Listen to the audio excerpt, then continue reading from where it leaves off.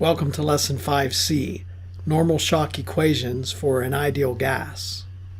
In this lesson, we'll simplify the conservation of mass and energy equations and the linear momentum equation across a 1D normal shock, and we'll assume as always an ideal gas. Then we'll derive the temperature ratio and pressure ratio across a normal shock. Consider a stationary normal shock in a converging/diverging nozzle, as we've been discussing. Namely, we have flow from a large tank with pressure P0 and temperature T0, and we assume that back pressure PB is adjusted so that we have a shock somewhere in the diverging portion of the duct, where properties in front of and behind the shock are 1 and 2. I'll list my approximations and assumptions. The flow is approximated as one-dimensional. It's an ideal gas. It's steady. And keep in mind that we're in this absolute frame of reference, so the shock is stationary. Adiabatic, we assume this is well insulated so that there's no heat transfer. The flow is approximated as isentropic before the shock and after the shock. But as we've discussed, the flow is certainly not isentropic across the shock. Now let's analyze this shock, where we'll take a small control volume, a thin slice around the shock of thickness dx, and we have properties H01, V1, M1, A1, T1, etc. in front of the shock in region 1, and then behind the shock in region 2 we have H02, V2, M2, etc. Now let's apply conservation of mass to this control volume. Since it's steady, m.1 equal m.2, and since we're approximating this flow as one-dimensional, this reduces to ρ1 v1 a1 equal ρ2 v2 a2. But this dx is very small. Recall that the shock thickness is on the order of microns, and we approximate it as a sudden change, so we can imagine letting dx go to 0. So even though the duct is expanding, in our little control volume, A1 is approximately A2, so the A's cancel, and our final expression is ρ1 v1 equal ρ2 v2. I'll call that equation 1. Now let's consider conservation of energy.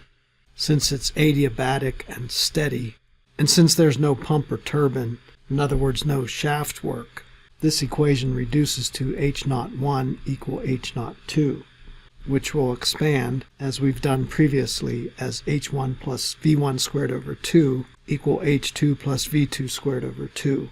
This will be our equation 2. And I just comment here that we used this equation previously for our isentropic analysis, but this equation still holds across a shock, even though the shock is not isentropic. That's because it's adiabatic. Now let's consider the linear momentum equation. You should recall from fluids class, for a control volume, sigma F is the sum of all outlets, beta m dot V minus the same thing at all inlets. I'll call this equation 3.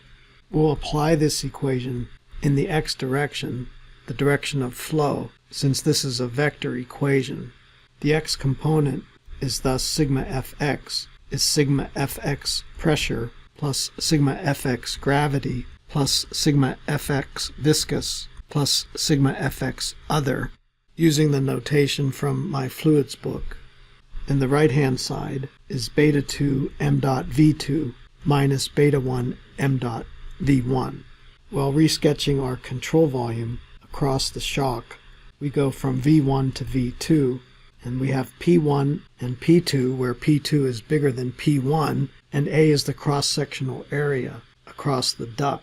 So the total pressure force in the x direction is P1 minus P2 times A. We're always neglecting gravity for gases, and there's no bolts or struts or anything like that in our control volume.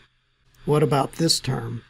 Well, there will be a term due to shear stress, tau W times dx times the perimeter of the duct. But again, as dx goes to 0, the viscous force becomes negligible, so we cross that one out. Now consider the right-hand side. Well, recall that beta is 1 for one-dimensional or uniform flow. So these betas basically drop out, they're 1.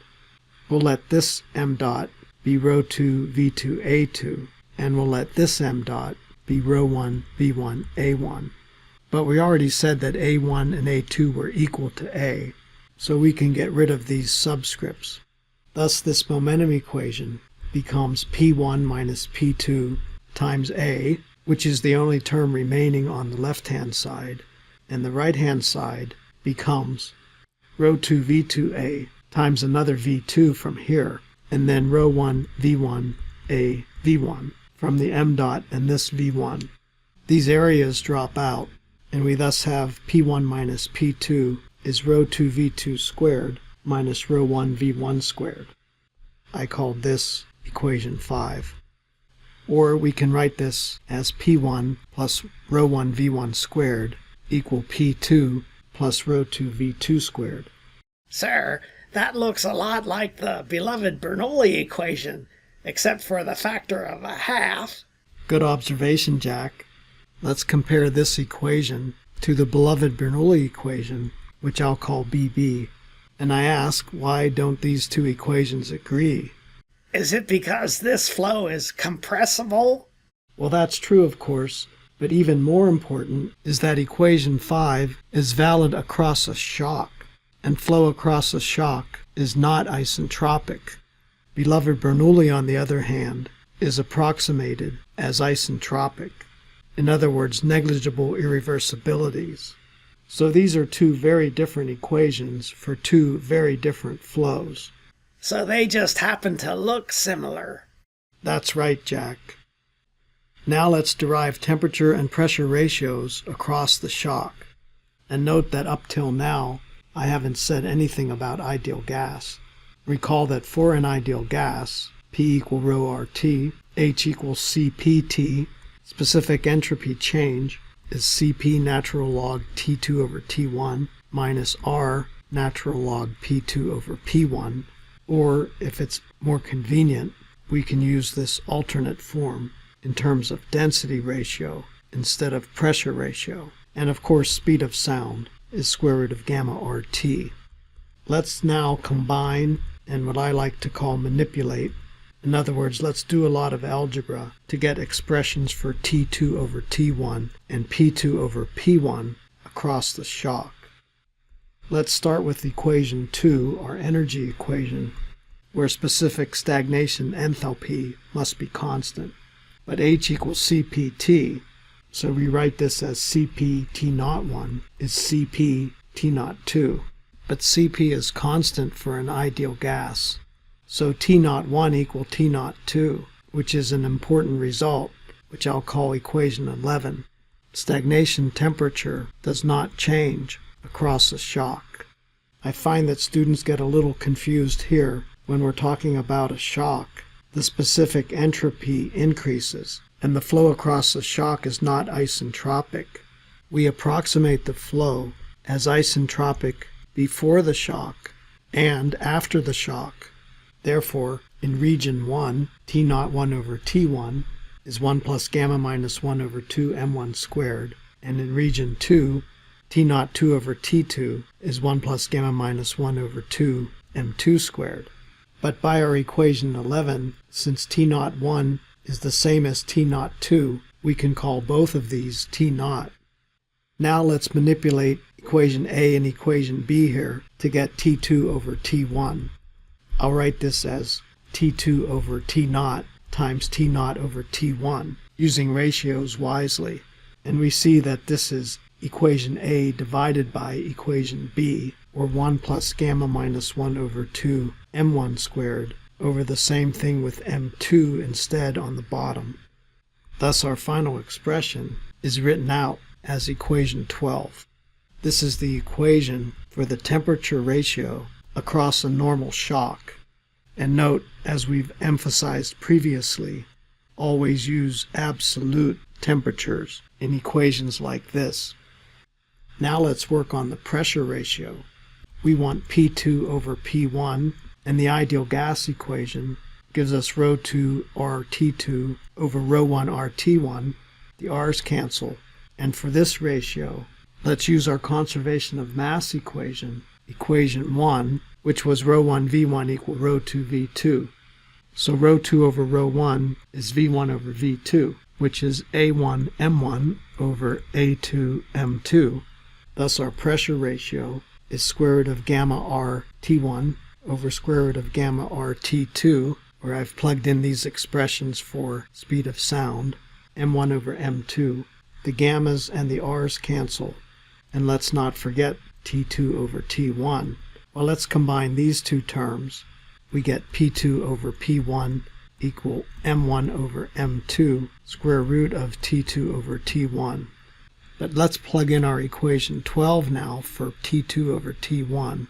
So finally, P2 over P1 is m1 over m2 times the square root of 1 plus gamma minus 1 over 2 m1 squared over 1 plus gamma minus 1 over 2 m2 squared. And I'll call that equation 13. This is the pressure ratio across a normal shock. By the way, this is called the Fanno equation, which I'll talk about in much more detail in the next lesson. I'll end with two comments. This Fanno equation came from conservation of mass and conservation of energy. In this derivation, we did not use the momentum equation. And my final comment is that these equations for temperature and pressure ratio are useful only if M2 is known. But up to this point, we don't know how to solve for M2.